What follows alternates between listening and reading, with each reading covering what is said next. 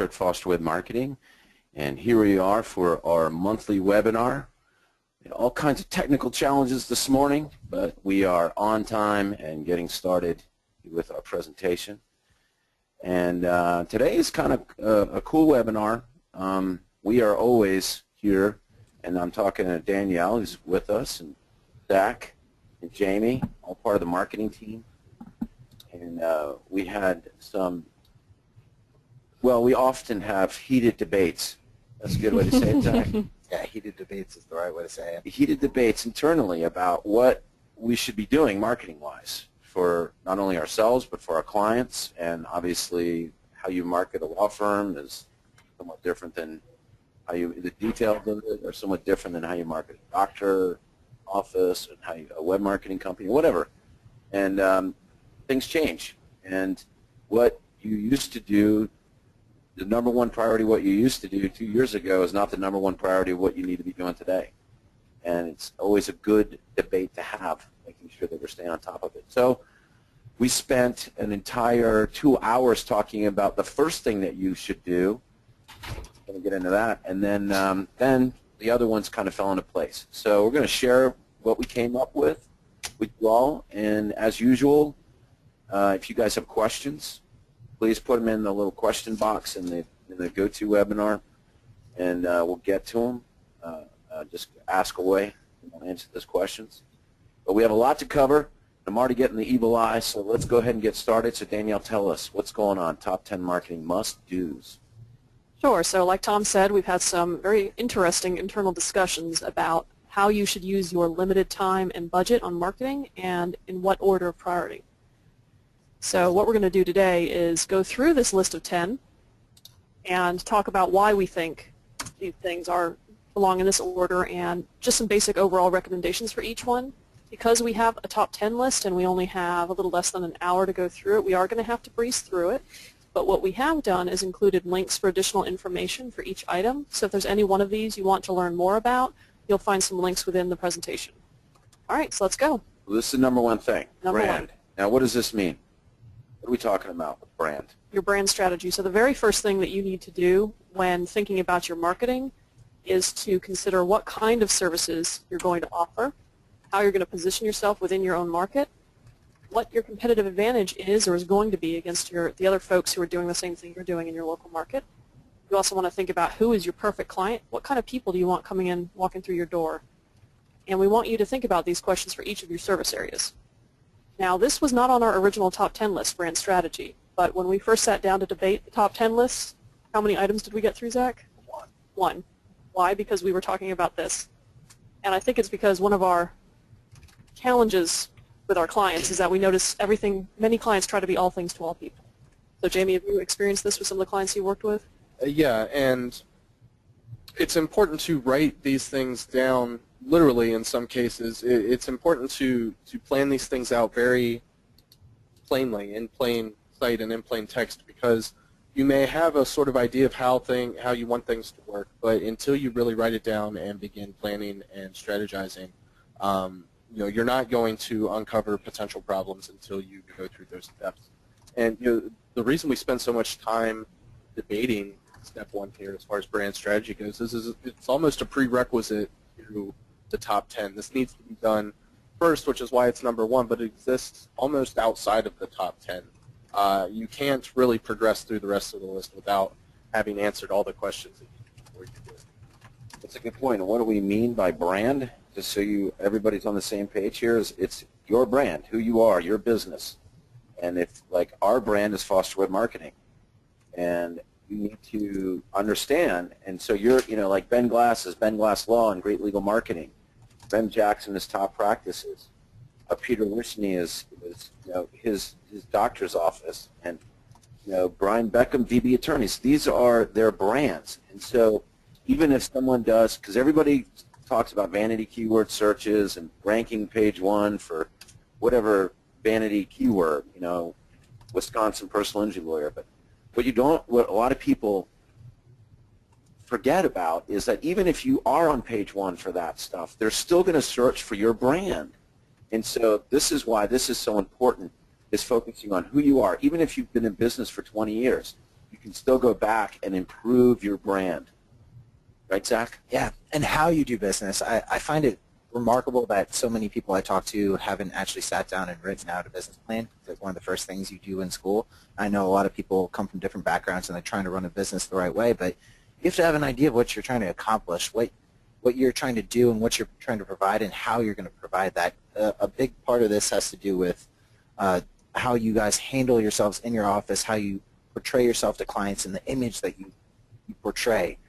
Apple isn't where Apple is without focusing on their brand and their products. So part of your brand is a service you're providing and how you're going to do that and how you're going to stand out from the crowd. Yeah. So, and we've talked about this, and we're spending a little more time here because it is the most foundational. important. Yep. So when we're talking about perfect client, this is not the first time we've talked about perfect client. We've actually done a webinar about identifying your perfect client.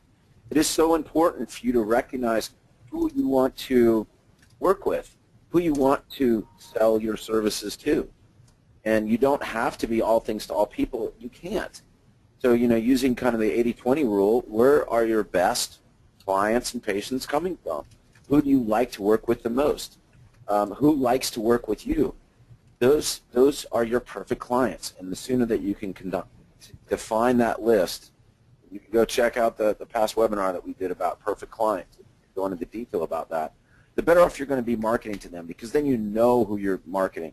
It's no different than if you're going to go fishing, what kind of tackle box are you taking? If you're going to go hunting, what are you going to bring with you to go hunt to find whatever you're doing, if that's your thing?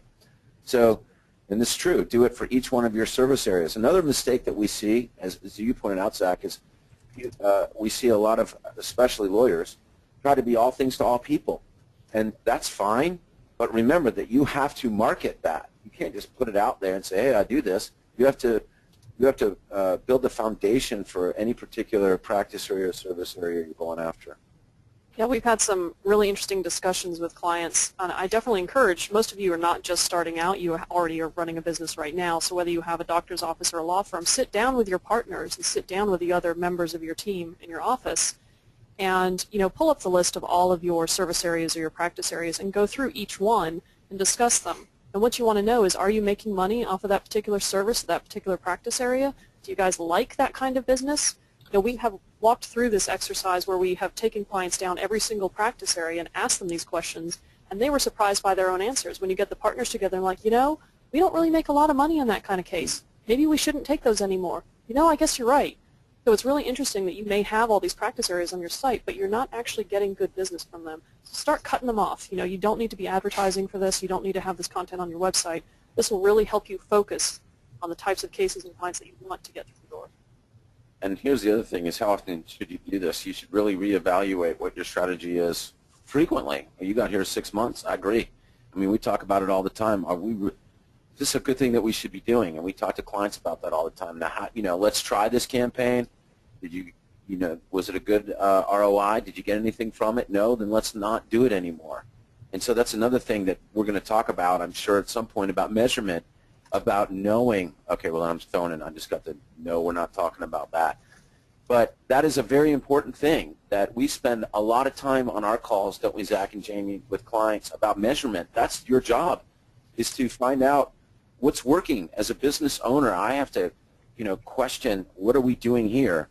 As you being a business owner of your own business, you have to question if your marketing is working or not, and how do you know? And so how do you know how to make the strategy better if you're not measuring it and analyzing it? Yeah, we recommend that you keep that list of the services or practice areas that you have, and at least every 6 months. It would be a good idea if you could do it once a quarter, but take a look at and outline what marketing you're doing for each of your service areas. And you may find there's some services you're not marketing. You're not really making the most of them. And make sure you are actually doing marketing for each one, and then how effective was each one. And that's what you want to look at with your strategy, because your success or failure with these service areas is going to inform what you do going forward. Make informed decisions. So a lot of people jump to a conclusion often that something isn't working, but they don't look at the actual process of how they implemented it and what they did and how they did it. And that's the evaluation part, the measurement part that Tom was talking about. You can write content for your website on a specific practice area and try to attract a lot of cases that way. But if you're not writing the content that's going to actually convert and you're just putting content up for content's sake, it's not going to be the best use of your time. So evaluating those things and making know that you're doing it the right way before you make a decision on doing something like that. Something not working doesn't mean that it can't work. Right. And there's That's a no good way point. there's no way to learn why something's not working if you're not measuring. Yeah, it could be poorly written content and you're not getting anything because of the poorly written content for a good practice area that you should be doing. So that is the point of measurement and working with people that can help you make sure that what you're doing is the right thing to do. It didn't make any sense what I just said, but okay. And then once again, if you need to add or remove, reevaluate all the time. And then, all right, I love this, which is a niche. This is really important, and there's something unique about everybody, right? So what does this mean, riches and niches? The tighter that you can narrow down your marketing, so for example, we have some clients who work with the motorcycle accidents, and they have targeted the Harley-Davidson community. So they work within that community, they're well known within that community. That is a niche. There are other clients we have who do divorce, and it's focused on women's divorce issues. And the more that you can narrow down what you do in that particular practice area, the easier it will be to target that market and really offer something unique. Can you guys think of some other examples of some clients you've seen doing really good niche marketing? Well, just think about the aspect of your business that's most successful and think how much work it's taken to make it as successful as it is currently. And now imagine applying that amount of effort and energy to every single other aspect of your business. That's what's required to make all of them as successful as you want them to be. Sometimes it can be better to, as Thoreau said, simplify. I really want to hit the second point here. If you are looking for more business, looking to expand your practice, don't start asking, what other services can I offer? Don't start spreading yourself thin by doing more things and, again, trying to be all things to all people. But ask yourself, what more can I do for my clients? What more can I do with the service areas I have right now? How can I make them better? I already am in this niche. I already know how to do it. So instead of more niches, just be better at the ones that you already have. Better marketing, more focused marketing. And don't forget about the stuff that you do on in your personal life. There is gold there because if you're interested in it, like we were just talking about a client yesterday, Jamie, who's a karate super Bruce Lee dude, and Black belt. Black belt. Kempo, anyway, and instructor. Kempo, right, he's an instructor. Anyway, that is a niche, and because he is in that world, he will attract other people that are in that world. They'll choose to work with him. If you're like to go fishing, that's a niche. So your own personal, if you like to golf, so associate yourself personally online, with your bio and whatever else out there that you do these things, because people will attach to you that way too. It's not just what you do in your business in terms of the services you offer. It's what you do personally as well. All right, we got a couple resources here. There's a video on focusing on your perfect client, so hopefully that will help you. And then this is one of my favorite articles. It's in the Harvard Business Review, What is Strategy by Michael Porter. If you want to get really nerdy on strategy and thinking about your business, this is a paid article, but I definitely recommend it. Michael Porter is like the king of strategy. So and these are links and we're going to send this to everybody afterwards, so you'll be able to get these. Don't worry about that. All right, the second most important thing, what do you think? You got to have a website. Right, okay. Have a place to send people to. All right, so what does this mean? Your website is just the online representation of your brand. So everything that your business is, in brick and mortar in real life, you want to represent yourself well online. And your most important pages, you want to make sure you have really high quality content. Those are your home page, your practice areas, your service areas, your About Us page, and your contact page. Those main pages that people are going to look at, make sure those are just really awesome. And you also want to make sure you have individual bio pages for all the attorneys or doctors in your office or all the staff, anybody that potential clients or customers would come in contact with. Because people are curious. They like to look up information about the people they're doing business with. So have a really nice bio, and of course don't focus it too much on legalese or doctor speak. Make it personal. Yeah, and that's another good point about especially attorney bios. You guys like to list all every law publication. Everything that you've done. Consumers don't care about that stuff. I mean, I'm not saying that they don't care about it, but they want to hear about the attorney themselves. What are you about personally? So don't be afraid to share your personal interests, pictures of your family or your dog or whatever, because you're a person, and people like to work with people they like. And so put yourself out there because, don't be afraid to do that. We have seen great success with attorneys that do that over attorneys that don't do that, and they just list publications. So how often should you look at your website? Yep.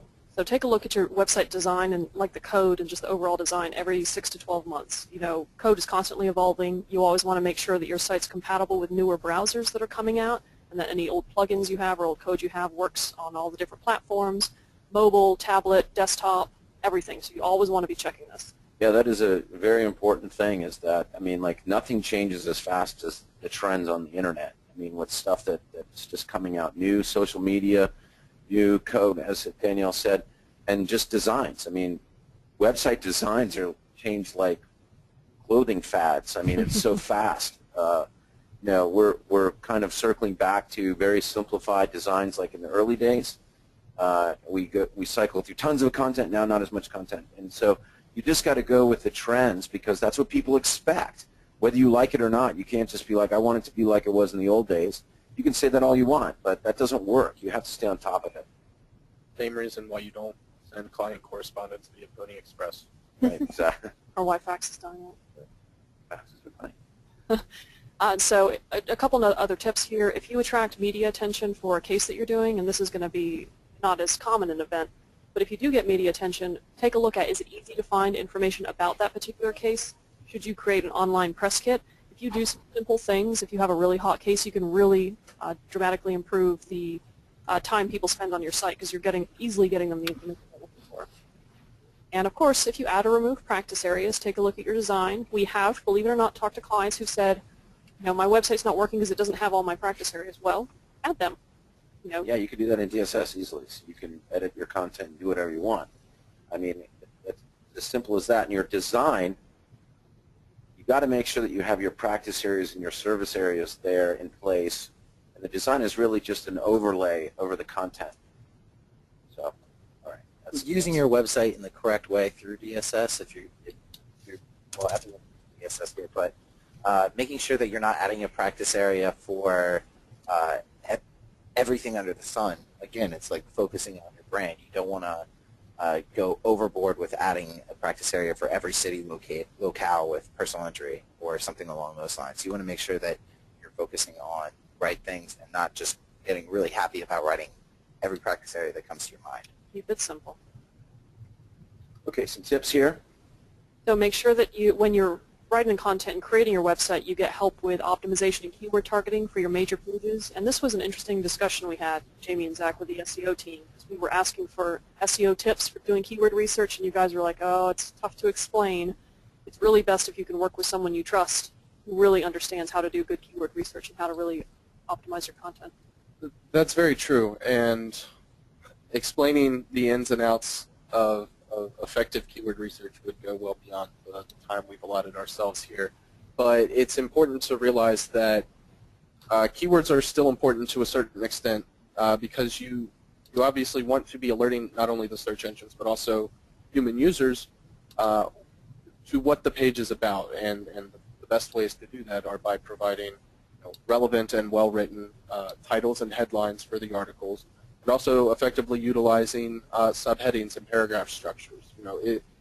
A lot of search engine optimization comes down to really just writing well, regardless of the medium. If you create a well-crafted, error-free, and accurate piece of content, it will usually do pretty well. Yeah, and content is king to Google. We've always said that, but not massive content. It doesn't say massive, crappy content. It's good content. To Jamie's point, that's never changed. And so you want to have well-written headlines, well-written pages that reflect those keywords that you want to be found for. Don't overdo it. Don't try to have one page, have all. And obviously, as you said, we don't have time to go through the whole keyword thing again. We've got tons of webinars about keyword targeting. And yes, leave that to professionals, honestly. Don't try to do that yourself. You're supposed to be practicing law or running your business or helping your patients. So utilize someone that knows what they're doing. Just like I would go to a lawyer if I needed help with bankruptcy. I have no idea. I'm not going to lie. I don't even mean to say that. But you know what I'm saying? If I was injured in an accident, I would call a lawyer. I wouldn't try to do that myself. If I hurt my foot, I'd go to a doctor.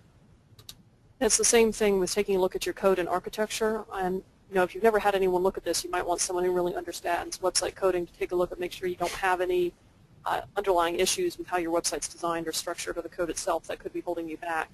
And again, I can't say this enough, always be checking your site on the different platforms and tablets and phones, because things really do change, and you may be surprised to find that your site's not even visible on the newer iPhone or something like that. Yeah, that's a great point. Over 50% of the traffic is going mobile. I mean, that's pretty much hands down that we see across the board. So if your website does not look good, 20 to 50% of the traffic. yeah. I mean, but especially like for DUI lawyers, it's very important to have like a easy mobile website that's easy to contact you. So make sure you're paying attention to that stuff. And then, of course, we've got, if you need help, we can do an analysis at no cost to let you know what issues you're having. Okay, so we got to build it online, right? All right, so we talked about your foundational items. You've got to have a strategy. You've got to have a website. So if you're trying to figure out where to spend your time, first of all, go back to square one and make sure that you have a strategy in place. Then take a look at your website, because that is so important to everything that you do. The third thing you do now with your limited time and budget is you want to build yourself your brand. And this is more than your website. We actually want you to take a look at all the different websites out there that allow you to list your business information. So the first of these, you can look at industry-specific profiles.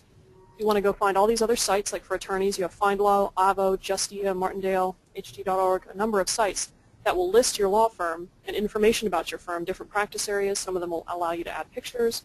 You want to make sure that you have profiles on all these places, that you've optimized these profiles, and that all the information is accurate. Have you guys noticed any issues with attorneys when they're using sites like this?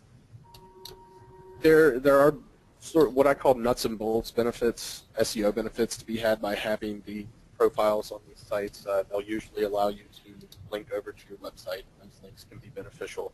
But really you need to be creating these things for the human user in mind. Optimizing here in this case doesn't necessarily mean keyword targeting the same way it may on the homepage. It means more making sure that you're speaking to your target audience and that your profile, regardless of what site it's on, is being crafted with the overall brand strategy. This is one of the best ways for you to get found. You are piggybacking on some of the most authoritative websites in your industry. So when people search for a personal injury attorney, 9 times out of 10, Avvo is going to show up, FindLaw is going to show up, Martindale, which also contributes to lawyers.com. Those websites are really powerful. Don't try to compete against those. Use them to your advantage and make sure you have a visible profile on those websites. Yeah, you're not going to beat them out in the rankings. No. They're always going to be there, so you might as well have your profile there. And a good-looking, accurate profile. Yeah, with especially pictures. I often notice attorneys with profiles that have no pictures. So when you're looking at when you're searching for a personal injury attorney in Washington, D.C., you see 6 with pictures, 4 without. I'm going to probably look to and click on the ones with pictures that are providing me, letting me know who they are, and providing me with the most information possible. Very good. Then we have local profiles. So there are sites like Google+, Yahoo, Bing, YouTube, Facebook, Foursquare. You can have profiles about your business here as well. Yeah, and these also rank very well, and people use some of these services specifically to find local businesses. Yelp is another great example of a website that people go to for services. They don't even go to Google, they just go to Yelp. So you got to keep those websites in mind where people are using them specifically to find services. Angie's List, all these different places that basically rate you for the consumer. And so you obviously want to participate in that so you can capture that. Otherwise, you're going to lose it to a competitor that's there. Why not take advantage of it? These are usually free or inexpensive resources that will get you business. Then you also have local citations, and correct me if I'm wrong, business citation is anywhere on the web that your business name is listed, your name, your address, your phone number. So anywhere online that you could possibly be listed, you want to make sure any information about you is accurate. There are some main citation directories you want to go check out to make sure your name, address, and phone number is correct. These are Localese, Infogroup, Axiom, and Factual. because those are they feed data to many of the other second-tier citation sites. So if you have incorrect information here, it could keep providing incorrect information over and over to some other sites. So those you really want to make sure are correct, and you want to check them on a regular basis. And then, of course, there's other sites, Super Pages, Yellow Pages, Merchant Circle. Again, there's so many places your business can be listed. You know, start seeking them out and making sure this information is correct. Now, that's not to say that you should take every opportunity that's available to create a citation. There's hundreds, thousands of worthless directories that exist only to link to other sites. If you're looking at web directories that are titled SEO directory 123.com or something along those lines, that's not going to be authoritative directory. One, nobody ever visits that site, regardless of what their homepage may tell you. Two, having citations on those sites that exist only to sort of regurgitate these recursive links can actually be harmful to your site's health long term. You definitely want to avoid that.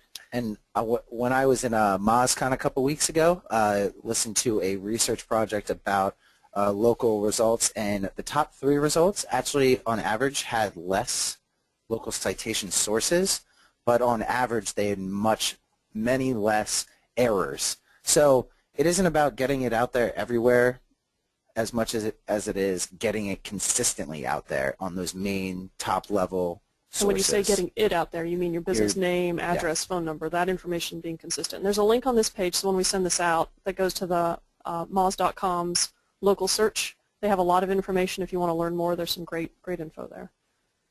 So how often do we want to be looking at our citations? At least every 6 months? Well, they can get messed up, right? So you got to make sure it stays clean. Yeah, especially the 3 top-level sort of master accounts that Danielle listed on the last slide. A lot of other sites will pipe in this information from Infogroup and Factual and XCOM and stuff. And if there's an error there, it can be very difficult to rectify unless you really get it at the source. If you're seeing the same outdated phone number or same outdated address on dozens of different sources from across the web, it's probably because one of those main 3 has that outdated information, and updating it there would be a much better use of your time than trying to track down each dissemination individually. And you want to make sure you're going into your local profiles, Google, Yahoo, Bing, and just submitting the information again. You can change something slightly or just resubmit. This shows those local profile websites that you are on top of it. You're keeping this information up to date, and it'll be less likely that you'll have a duplicate listing or incorrect information showing up if you're constantly updating that. So in that case, regular once a month, once every 2 months, to just go in and submit the information in those local profiles again. Yeah, make a tweak to your About Us section or something. Yeah. Maybe add a paragraph, rewrite something. It lets them know that you're keeping an eye on the profile and it's not just sitting there unsupervised. Mm-hmm. And of course, if you change the name of your business, if you move, change your address or change your phone number, you definitely need to spend a good amount of time making sure all these business listings and citations are up to date. That is a great point. And we, even with clients that we work with, we're moving offices next month. You need to prepare. I mean, because you could be changing 400 citations, and it's important. The devil's in the details here. And when you disappear off the search engines, you're like, what happened? It could be because of this, right? Because your citations got whacked somehow. I mean, and if you're not thinking about that piece, you are connected to the online world whether you like it or not. And so you have to make sure that the online world is representing you correctly. Side note here, your future self will thank you endlessly if you keep a spreadsheet of all these sites, their usernames, logins, passwords. If there was a security question for the password reset, include that in there. If you lose access to these accounts, it's often very difficult, if even possible, to recover them. And then that information's out there and incorrect forever. Yeah. Yeah, and keep in mind, if you do change practice areas or add another service, you want to go back and update these, because many of them allow you to list what services you provide, and you want to make sure that list is always accurate so people know all the different services that you have available. So we got a couple of resources here, just an article and videos on so you can learn a little more about local SEO. Yep. Good stuff. So that's number 3, making sure that your brand is consistent online all around, not just on your website. And so number 4? Review strategy. And this comes right after the your online profiles, because many of these profile sites allow you to solicit reviews or to get reviews from people online. So this is really a separate thing, because we want to make sure that you actually develop a review strategy and encourage your clients and customers to leave you feedback online. And this is just going to help your profiles stand out. Not only will your profiles look good in the search results, we've got examples here from Ben Glass, who has a really nice looking Albo profile because he's got a 10 out of 10. And he also has a 4.8 on Google Plus with 24 Google reviews. So if somebody's searching for an attorney and his name comes up, it's just going to stand out because he's got a good looking reviews. But also if people click through and read the reviews, they're going to get to know more about his services and what he offers, and they're going to get a feel for who he is through the words of other people. And many people find that more trustworthy than what they would read on your own website, what other people have to say about you. So if you can encourage your happy clients to leave you reviews, this is really going to help you in multiple ways. I think I read a study, it might have been a little while ago now, but 80% of people online trust reviews as much as they would a friend giving them advice. So you have to understand that people are looking to this as an indicator of whether you're good at your job or not. And if you aren't going out and getting those reviews and making sure that you have a good profile with lots of great reviews, one negative review can completely tarnish your presence online and ruin your reputation, because that's the only thing people hear or see. So you need to make sure that if you have none, that's not going to work, because you're just not going to be found, and people are going to go to other people who Right, your have competitors reviews. do. Yeah. And so just search for yourself. You'll see that your competitors may, well, they should. Everybody should have reviews. And so, like, how do we do this? I mean, like, this is once again a detailed thing. It's not a one. You don't just do this one time. You have to. Please don't do it one time. That's bad. You have to have a process for asking for testimonials and reviews. And so a testimonial that you put on your website is a different thing than a review. So let's talk about that real quick. So, Jamie, what's the difference between those things? Well, testimonial on your website is vetted. It's not going to be trusted as much as a review on Google Plus or any other external website. People see reviews on your own website, they're like, well, of course he has 5 stars. He's in charge of publishing what gets put on the website. That does not mean that they're not helpful or beneficial. And a lot of time there is overlap between the reviews that are found on Yelp or Google Plus and the testimonials you choose to present on the site. But you should know that from a consumer standpoint, the reviews that are not on your site are going to carry a lot more authority in most cases than any testimonial that you've self-published. So, Zach, what's a good strategy for asking for a review or a testimonial for a lawyer?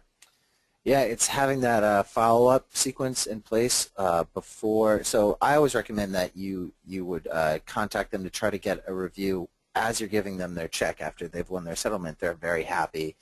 They want to do something for you as well. So you can ask people to leave a review. Say, hey, look for us on your phone and leave us a review if you could. Do not put a tablet in your office and ask people, or a computer and ask people. Don't do that stuff. But if they're on their phone, it's just like if I'm at a restaurant and I want to leave a review of this restaurant, I'm going to leave it on my phone because it's portable, and that is a natural way that people do things. Google sees that.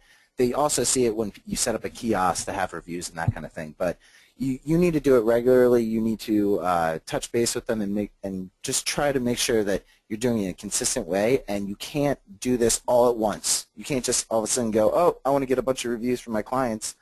I'm going to send out a mass email to request everyone to leave a review. That's not going to work. You're going to get maybe 30 reviews, but they'll all get taken down in one foul swoop because Google doesn't see that as a natural way to get reviews. They expect it to happen naturally over time. They don't expect it to come all at once. Yeah, there's something called review velocity, which is how often you get reviews. And if your velocity is much higher than all your competitors, or you get them in waves, they're going to know that you're out there soliciting people for reviews, and that's really not supposed to do that. So make it part of your process. Just integrate this. When the clients are happy and they're leaving, ask them for a review. You can send a mailing out to your previous clients. Do it slowly, just a couple a week, and ask them to give you feedback. And make sure that you're checking your reviews. You know, all these, if you find, we recommend about 4 to 5 different websites that you highlight in your email and ask people to go there and leave feedback.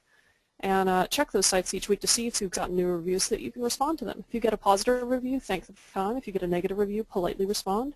You know, make this part of your maintenance.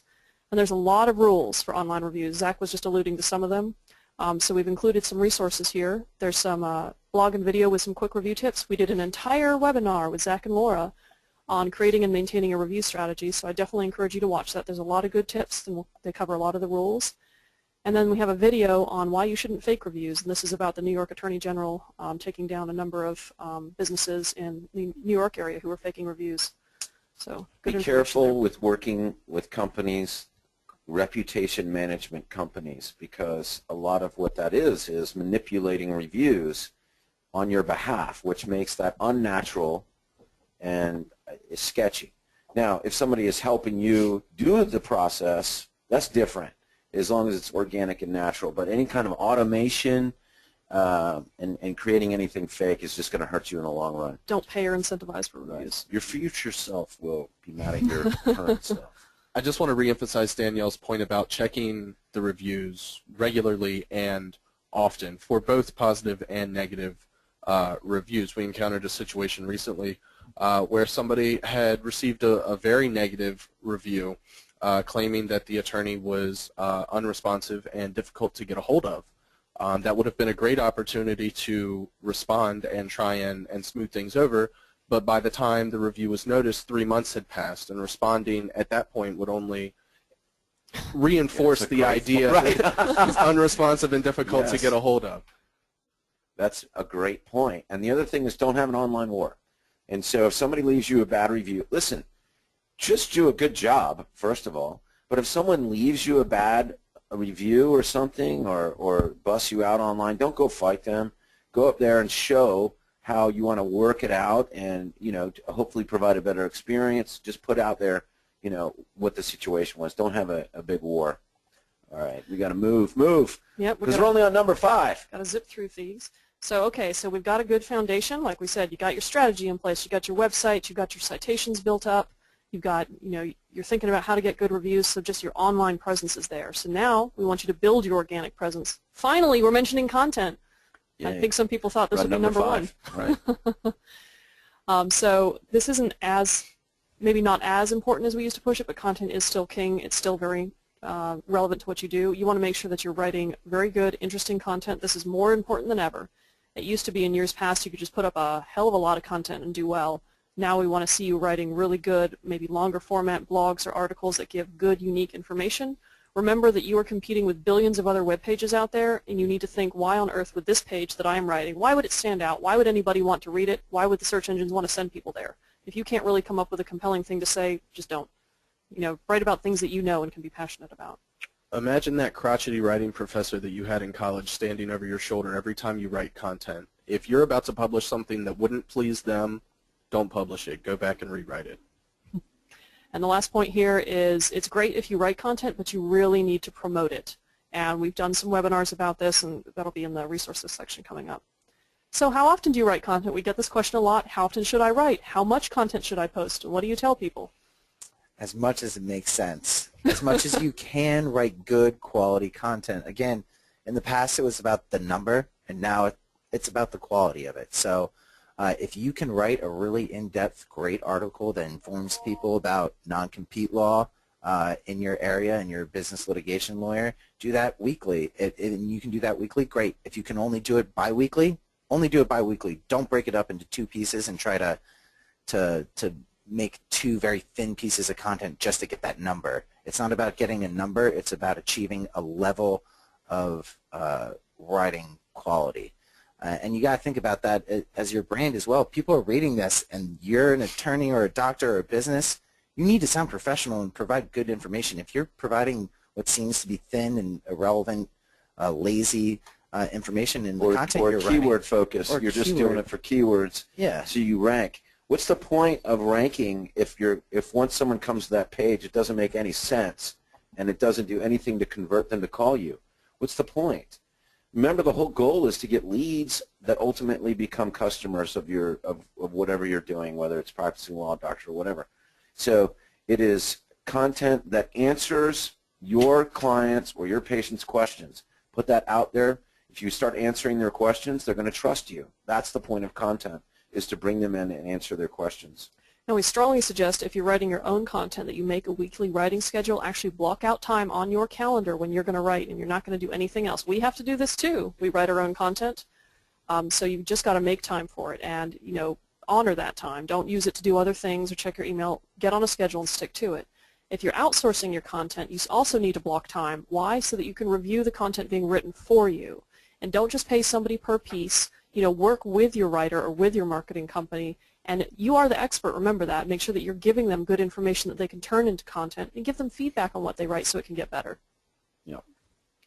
And please remember that content is more than just blogs. Content is also case studies. We actually have one of the links here to an article on case results, our great content. It outlines the kind of questions that you can ask to write about case results. You can do videos. You can do frequently asked questions. Of course, like we said, blogs, which are opinion pieces. You can do library articles, which are informative. If you get testimonials from your clients, that's a form of content. There's so many things that you can do. Video. Yes. Yeah. I love the case results, especially for attorneys, telling your story. This is not, the final settlement or dollar amount. That's like the end of the story. But what happened? How did they come to you? What was their circumstance? How did you work with them? That's what people want to know about. Right. If you're feeling skeptical about writing about your cases or about some of the patients you've had, take a look at that article, because there's many questions that you can think about to encourage you to think of it from a different angle and to think about it like telling a story for a layperson. Then we've also got some webinars. We've done a lot about content, creating a strategy, how to promote your content, which is very important, and then how to audit your content. If you've got a site that's just got years of old content, you may want to go through and prune it. So really good information here. Okay, now we're on to number 6. All right, so you've got your website, you've got your profiles, you've got your content going on. So now you need your this is paid pay-per-click, opportunities. or well, it's just paid opportunities out Yeah, there, we've not got a just couple different pay-per-click. kinds. So there's lots of different kinds. So Zach, why don't you tell us real quick about AdWords versus AdWords Express? We've done some work here. Everybody knows that I'm anti-pay-per-click. I'm just really anti don't spend a lot of dumb money. And I think that's the key point there is often people try to run pay-per-click campaigns without knowing a lot about AdWords, and they'll end up spending a lot of money, especially in the attorney industry. If you're a doctor, you're going to be talking about a lot lower cost per clicks, or a small business, even lower. So you need to realize that these need to be managed, and this is money getting taken out of your account every time someone clicks on it. So it needs to be well thought out.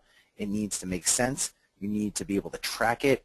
It's not just about putting in, I'm going to spend $2,000 a month and I'm going to bid on these keywords because I think they're important. You need to know they're important. You need to know that people who use that word to search for a company are actually going to convert and not just do something else. So I recently was able to work with a law firm that had been spending a lot of money in AdWords, $25,000, $30,000 a month.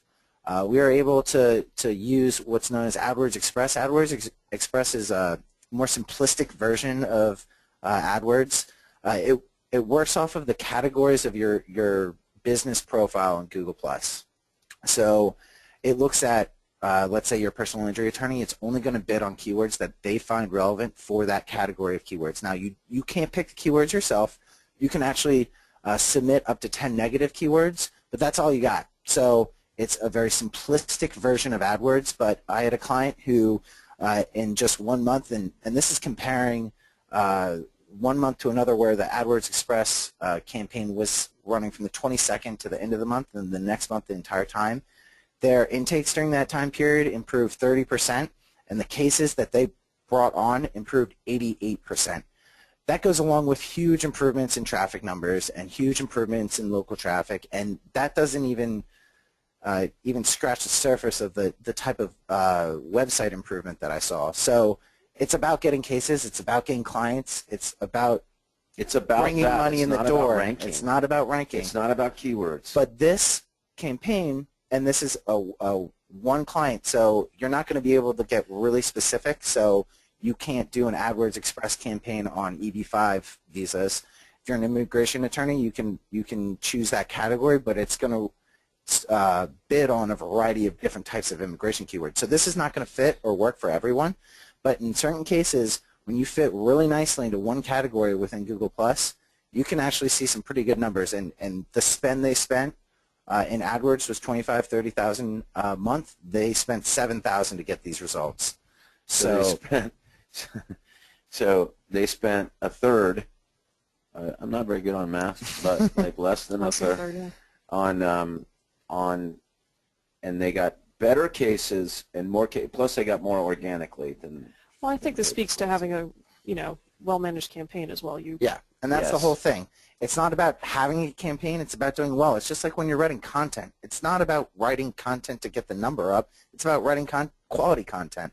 In any case, with your business, whatever you're doing, you need to go do a good job, and that's it. So if you do a good job in setting up a good campaign, you can really see a lot of benefits without spending as much as you would as if you really weren't thinking about it and really putting those things into place. And there are a lot of other paid opportunities like Facebook ads, display, retargeting, LinkedIn, whatever it might be, and then placement ads, which we'll talk about as well. But you need to make sure that you're doing it and managing it as opposed to just getting someone to run a campaign and picking words that you're not even sure what they're bidding on and just giving them a budget. You need to be specific about who you're trying to attract, how you're trying to attract them, and set up a budget that's or a campaign that's well managed. Once again, working with someone that knows what they're doing.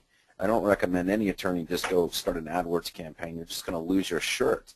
And so, you think you're saving yourself money by doing it yourself. You're going to cost yourself way more money by doing it yourself. Yep. And what are display ads, real quick, Zach? Display ads? There's partner websites that Google basically can display any of their ads on. So when you're on ESPN.com, for example, you're going to see ads at the top and most likely on the left or the right. Those are done usually through Google, and ESPN would be a partner website, and it's just going to display an ad for people to click on to get to your website. You see them every day. You probably don't even realize what they are. And retargeting ads work in much the same way, but someone actually has to go to your website first. Display, they don't have to go there. It's a much more passive way of advertising, and it's a much lower cost per click, but you really need to have a really great call to action and a great display ad. Plus, don't forget our friend YouTube that you can do some video advertising to pre-roll before video. That's for super duper smart people. Okay. What's this stuff, guys? Niche directories. You can pay these guys? A lot of the same listings that we were talking about earlier as far as being, very important toward generating brand consistency online also offer premium or paid versions of those profiles that they'll either typically promote internally within the site. If you do a search for, podiatrists, you could pay for the premium listing to show at the top of the search results within health grades or in, we have legal directories listed here, but functionally it's very much the same. And Avo, I think that if you don't buy that, they can list other people, other attorneys on your profile. So you kind of want to invest in that if you don't want other attorneys showing up on your profile. And we got to hurry up, guys. So these are more opportunities out there for paid directories. There's tons of opportunities. Once again, you have to give it a shot, try it out. Don't just put junk up there. Yeah, there's some paid directories that are just high quality and just recommended, and they're usually annual subscriptions. And they'll help with your organic as well, having really high quality links from those good human-edited directories. Do not submit to 100 directories from that email you got from the marketing guy that said we can get you to page 1 results right away. It's all about the quality of those directories, and these directories that we recommend are high quality and have been there for a long time. Okay, sorry about that. And just for advertising, we recommend you experiment, consider the seasons, have seasonal ads, and rotate your ads to keep them fresh. All right, let's go. And then, like Zach said, we've had good luck with AdWords Express, and we have a link here to a pay-per-click beginner's guide. All right. Number 7. We're almost there. It's one of my favorites, community involvement. Oh. Nobody likes to do this, but it is, well. Tom Foster. Okay, sorry.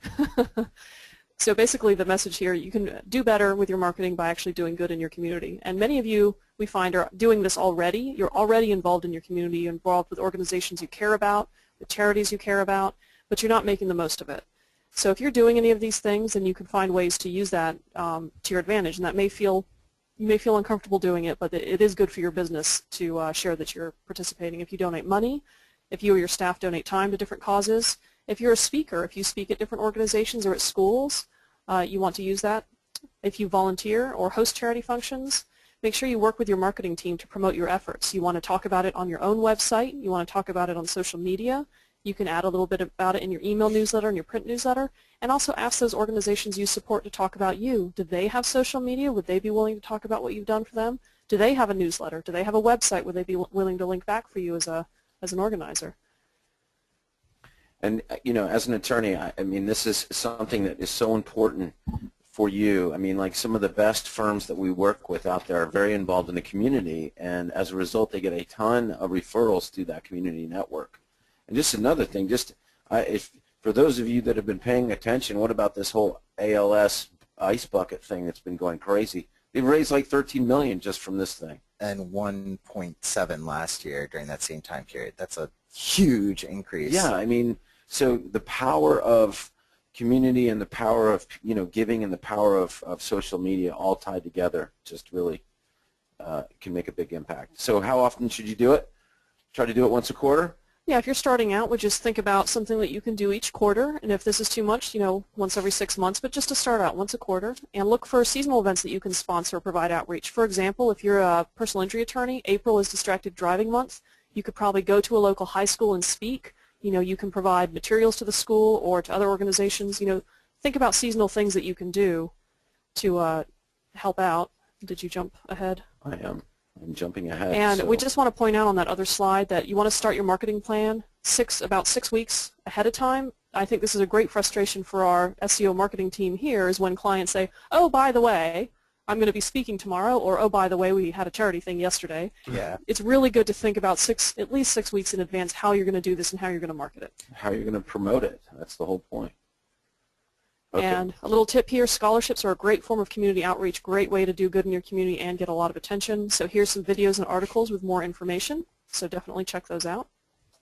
Social media. Social media, number Where was 8. it on the list? Number 8. So what is it?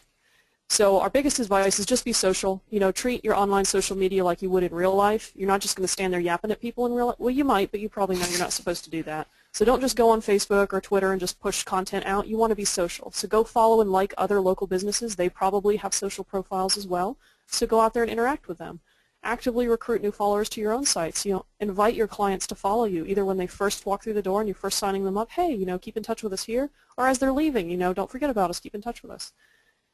How often should you post? Every day or a few times a week, but please, just like writing content, don't just post for the sake of posting. Don't say, oh, it's Monday, I got to post, I better put something up there. You know, do it because you've got something worthwhile, you're going to share something with your community. Remember, just be social, interact with other businesses, and you can actually leave reviews for other businesses, so that's a good way to connect with other businesses in your community. This will also help your content get indexed faster, so Google will know about it faster if you share it on social media like Facebook, Google+, Twitter. That is a great point, and we don't really have time to get in the weeds on that one, but we had a long conversation about that. Promoting your content helps Google index it and the other search engines. You think just by adding a piece of content that Google's just waiting for that, but it has to come back and index you. And so by putting it out there on social media, it actually forces it to pay more attention. The screen is currently showing that, not that. Good. All righty. Keep going. All right, so we have a couple tips. Again, please be social. And I've got a couple articles here and a webinar. And actually, this is a webinar where the second point is all about not failing at social media. So you know, if you want, you can skip the beginning. That was actually about promoting your content as the first point. So the second point is social. All right. Number 9, follow-up campaigns. Another one that I like. Yep. All right, so you've probably got contact information for a lot of people in your database. Hopefully you have some kind of database or spreadsheet. So you've got prospective clients, you've got current clients, you've got former clients, you've got all this contact information. We want to encourage you to use it. This is your list. I Yep. mean, like your list is Your list critical. is gold. Yeah. So you can do things like create an email newsletter that you can send out. We do a weekly newsletter. You can do one monthly. You can also send a monthly print newsletter. You can also do email or print campaigns. If you start a new service and you want to let everybody know that you're doing this new thing, you can do that through your list. Or if you have service reminders, let's say you're an estate planning attorney and you know that certain people at a certain date need to refresh their information. Or if you're a doctor and you know that people need to come in every so often for a certain time of service, you know, use your list to remind them to come in. And also use your list to ask for reviews from former clients. So how often? We just say monthly usually is manageable for most people. You can do both an email and print newsletter. Remember, different people respond to information in different ways, so doing a print newsletter is good for people who like to read their mail. An email is good for those on the go who just like to scan their email. If you're going to ask your former clients for reviews, again, we said before, just a couple a week. Don't go nuts. Just drip it out over time. And if you're going to do a campaign for a new service, try not to hit your list more than once a week. You don't want to drive people crazy and have them unsubscribe. And then our tip here is when people fill out a form or when they become a client and give you their contact information, let them know that you're going to send them more information. Set that expectation so that when they get your newsletter or they get some promotion from you in the mail, they're not surprised, like, why are they contacting me? Just give a little disclaimer on your forms or let them know when they sign up in your office that this is going to happen. Let them know this is a good thing. I'd also recommend everybody, if you're not already involved in great legal marketing, Ben Glass has already pretty much written all this up for you. So if you are not part of great legal marketing and getting in one of his niche coaching programs, I recommend that. You could learn a lot about all of this stuff. It's already done, and you can learn what they've done and other lawyers. And of course, if you're a doctor working with Rem and Top Practices, they've got all this stuff worked out for you, follow-up campaigns and everything. And we did 2 webinars recently on offers and landing pages that convert, a lot of tips on getting more contact info, and then effective email campaigns is a great one with a lot of details about doing this. Yeah. Number 10, we're going to breeze through this, paid external ads. So these are things like all the other forms of paid advertising that you could possibly do. You've got your TV ads, you've got placing ads on other relevant websites, radio ads, billboards. There's a lot of other things that you can do. And we put this at the end of the list because we want you to have that good foundation first before you reach out. Now, other people may put this in a different order. This is just our recommendation. Yeah, this is a very passive way of advertising. You don't know that the people who are going to be in front of these ads are going to be your perfect client. You can much better target people with those other types of paid advertisement we talked about a couple points ago, but these also can be really beneficial if you have built those basic building blocks of your business and you're at the point where you're trying to reach that next level. This can really get you there. You can also blow a lot of money on it, so make sure that, once again, measurement. Yep, so I think that's on the tips page. Like Tom said, make sure you have like a tracking phone number or something if you're doing these passive billboard or radio ads. And so what was that before? So find relevant websites. We have a client who works with maritime law, and he actually advertises with some specific websites to maritime workers. So you can go find, as opposed to going through Google's display network, you can actually find websites that cater to your perfect client and work with them directly to place your ads or place content or something like that. So if you're going to do that, again, rotate your ads, try to see what works with that group. And again, seasonal and topical ads. You have to change up your ads too. Yeah. I mean, that's the other thing too. You have to keep them dynamic. All right. Yes. So this is the other thing, that this is why the order is what it is. You need to make sure that your website is the foundation. You're sending people to it. You're tracking it, so you know what things are working. All right. So again, when you do your ads, you want to have the colors and the branding consistent with your website, so when people see your ad and then they find you online, they're not confused because there's a different look and feel. Maintain that consistency. That is part of your brand. Go back. You also want to make sure that if you're doing an ad about a certain type of medical issue or a certain type of legal issue, you actually have content on your website about this. This sounds like a junior tip, but you would be surprised how many attorneys do these big ad campaigns and billboards and radio, and then they don't put anything on their website. Have really awesome content on the site to back up what you're advertising, because people are going to do a search online. They're not just going to listen to your ad and call you up and give you their business. They're going to search online, and if you don't come up, you're going to lose that business. And if your competitor is doing an ad like that, do a search for whatever that information that they're advertising for and see if they have anything relevant on their website. If they don't, write something about it. You could cherry pick some of the people that they got through their ad by just having some really relevant content up on your website in your local area. Okay. And just a quick bonus tip, when we were talking about our 10 tips, one of the things that came up is that we've worked with clients who just have unfriendly or unhelpful intake folks. So if the people answering your phones or the very first interaction that a potential client has to your website, all this work that you're doing to bring people into your business, if they don't have a good client experience, a good customer experience, once they get there, you're going to lose them. So don't waste that money. Take a look at who's answering your phones, listen to the calls, make sure they have a good script, make sure they're being helpful. There's so much more that you can do with this, but don't waste all this money you've just done on your marketing by blowing it right at the intake desk. Okay, so we made it with 1 minute. We got 1 minute over. So if you guys have some questions, please go ahead and put them in your little tool there. But this was a very, what are you going to say? We got a question. Jonathan Cooper said, what was that Tom said about pre-video roll on YouTube? Oh, that is actually building, if you go to YouTube and you look at some popular videos out there, you'll see that there's an ad that plays before, and you can actually purchase that advertising opportunity. Yeah, and what is that? That's through AdWords. Yeah, and you shouldn't get charged unless someone views the entire ad. So don't worry about people clicking next or that skip after 5 seconds or whatever, which I do every single time. But often people don't, and you can get someone to watch your entire ad. That's when you get charged. You don't get charged for that five-second snippet where they skip.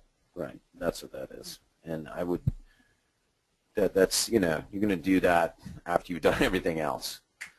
Okay, so obviously we went over a lot of stuff here. Yep, and that was the only question, so.